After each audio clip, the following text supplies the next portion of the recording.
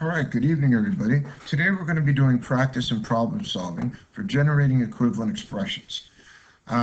Before we start, I want to go over two basic concepts that we went into class that I don't want you to forget. One is commutative properties, the other is associative properties. Okay, I'm going to give you examples of each. First of all, commutative properties, I'm allowed to rearrange the order of the numbers as long as I'm adding or multiplying. So if I was to say that I have 3 plus 7, okay, let's just say these are in parentheses, and I say plus x, that will be equivalent to, let's see, if I rearrange the order of this x plus 3 plus 7. Now notice I didn't change where the parentheses was, okay? I just changed where the numbers went. The numbers are in the same order that they were in, but I changed where the numbers are located, but in the parentheses they stayed the same. Okay, so I changed the order of what is being added, okay?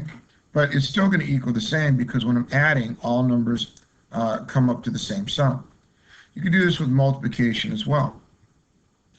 All right, and if this was, let's just say 3 plus 7 plus x, I could also just as well say that I'm going to change this to, well, 7 plus x plus 3.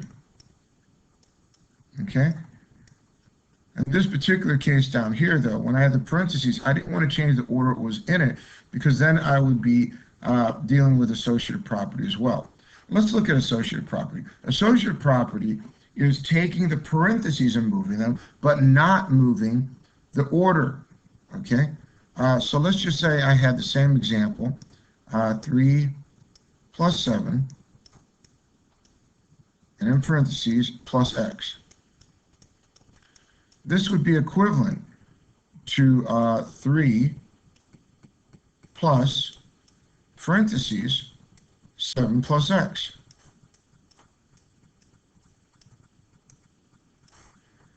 Everyone notice I kept the order of the numbers and variables, but I just moved the parentheses around. So associative means I'm going to move my parentheses, my groupings, and then commutative means I'm going to go ahead and move the numbers around, okay?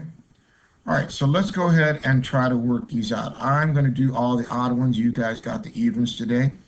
Let's see here. We've got -3.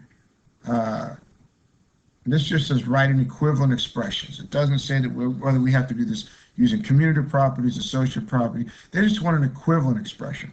Well, this one's pretty easy because I can use my distributive property to multiply what's in front to everything that's inside and rewrite this expression. -3 times -7 is -21.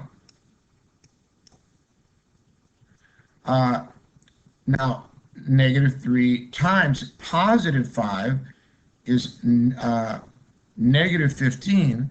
So -3 times +5g is -15g.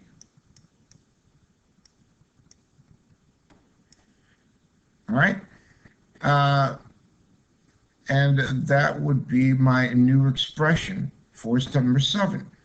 Okay, I'm going to leave number 8 for you. I'll give you a clue. You definitely want to use one of these commutative or associative properties.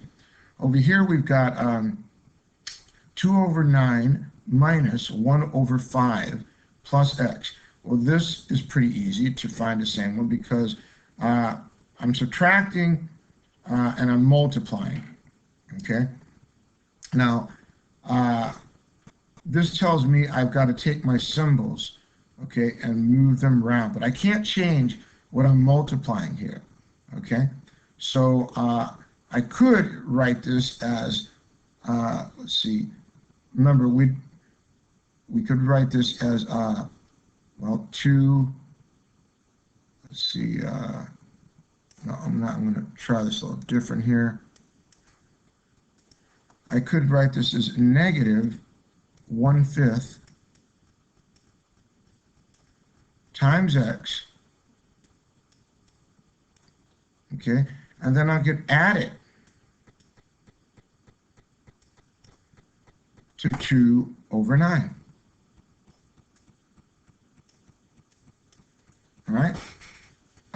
Now, some of you are saying, hey, you can only do this with adding and multiplying, you said. But remember, I'm taking a negative 1/5 and I'm adding it to 2/9 because this is a positive number. So I can change the order that I'm doing addition. Okay? So I basically am taking the subtraction out of it and making it into an addition problem. That would be almost equivalent to saying, let's see, if I was to rewrite this as I was 2/9 plus -5 or negative 1/5. Okay? All right, so let's move on to number 11. Says the distance in feet that Karina swims in a race is represented by 4d minus 4, where d is the distance for each lap. What is the expression equivalent to 4d minus 4? Well, once again, we can look at this in two different ways. One, I could say this is a subtraction problem, or I could make it into and express it as an addition problem, right? Let's see, what is an expression equivalent? I could say this is 4d plus -4, and now I'm free to use my commutative property and say that this is -4 plus 4d. Does everyone see how I did that? I used addition, even though there is a subtraction sign there, to rearrange my expression, okay? And I'm allowed to do that because every number really starts with a positive or negative sign, okay? Well, I don't have to look at this as addition and subtraction. All right, let's go to number 13. Nigel is planning his training schedule for a marathon over a 4-day period. He is uncertain how many miles he will run on 2 days. One expression for the total miles he will run is 12 plus y plus 17 plus z. Use commutative properties to write an equivalent expression. Well, we're adding all across here. So I could rewrite this simply by saying, let's see, y plus 12 plus 17 plus z. I'm going to go a step further. Since I've got 12 and 17 together, oh, I'm sorry, this was z. I think I'm just going to go ahead and add my 12 and 17 together because it is also an equivalent property. I could just say that y plus 29 plus z. Heck, if I wanted to, I could even say that, let's see, y plus z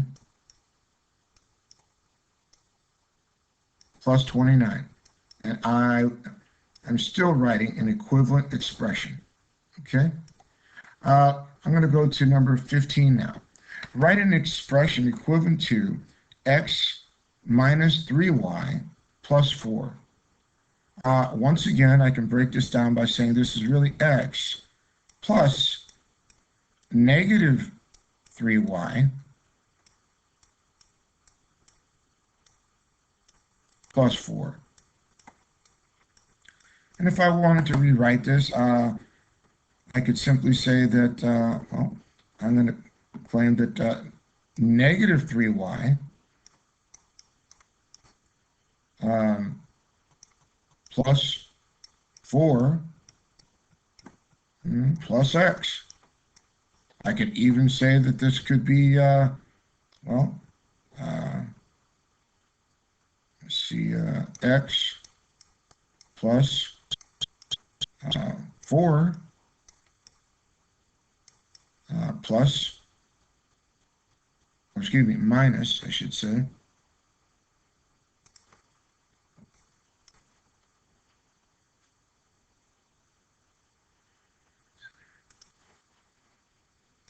minus 3y.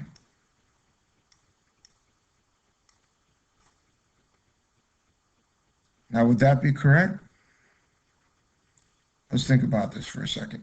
I want to make sure that we're doing the right thing here. We do know that we're adding negative numbers here, but we have to remember when we're subtracting that we have to put these in the right order. Now, the reason I went ahead and did it this way is to make sure that we understood that we are taking these numbers and we're subtracting them from the right amounts. Now look over here. This is x minus 3y. Now notice over here, you have to be able to show that you're subtracting, okay, negative 3y from x. Look very carefully here, okay? In neither of these cases am I doing that, right? So I want to make sure that we've understood this properly, okay? You would think that you'd be able to go ahead and do all this, but I want to go ahead and show that you have to do it properly. So in this last one here, to make sure that we are only using addition, remember our commutative property means addition, I'm going to change this, okay?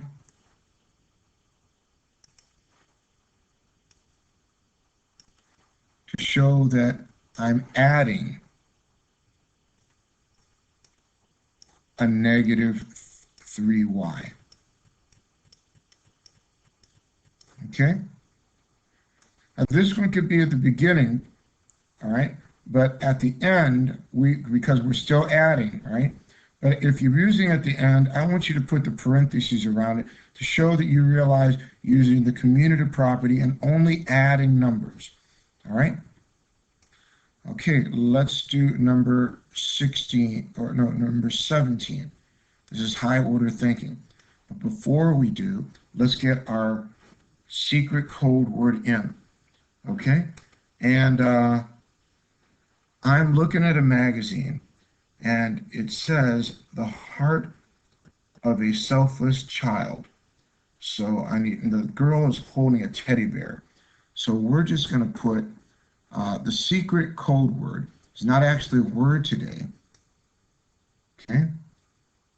We're going to go ahead and put this teddy bear here. Okay? And since this said the heart of a selfless child is a teddy bear, we're going to go ahead and draw a heart around the teddy bear. So if you guys draw a heart and then the face of a teddy bear, okay, I'll know that you know the secret code word, all right? So let me erase that now so nobody else sees it. And I am going to go ahead and get number 17 going here. High order thinking. To rent a car for a trip, our friends are combining their money, all right? The group chat shows the amount of money that each puts out. One expression for their total amount of money is $189 plus, or 189 plus P plus 224 plus Q. Well, let's write that out. One expression of their total amount is 189 plus P plus 224 plus Q. All right? So let's use the commutative property to write two equivalent expressions. So since I'm going to use the commutative property, that means I can rearrange the order of the numbers. So in this case, I could just write, well, one example could be 189 plus 224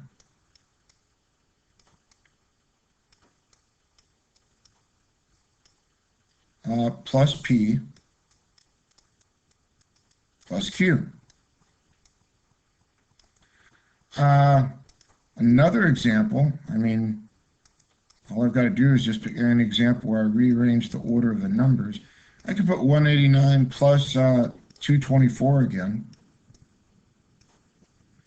And this time I could make it Q plus Q plus P, all right? And that would suffice. I'm sure there's other orders you could do, like Q plus P plus 189 plus 224, a number of ways you could rearrange the order. All right, the next one says, if they need $500 to rent a car, find at least two different pair of numbers that P and Q could be. Well, let's do the math. First of all, 189 and 224. That's going to make, let's see, it's going to give me 3, carry the 1, that's 11, carry the 1. That's going to be $413. So I have to subtract 413 from 500 to see what I need.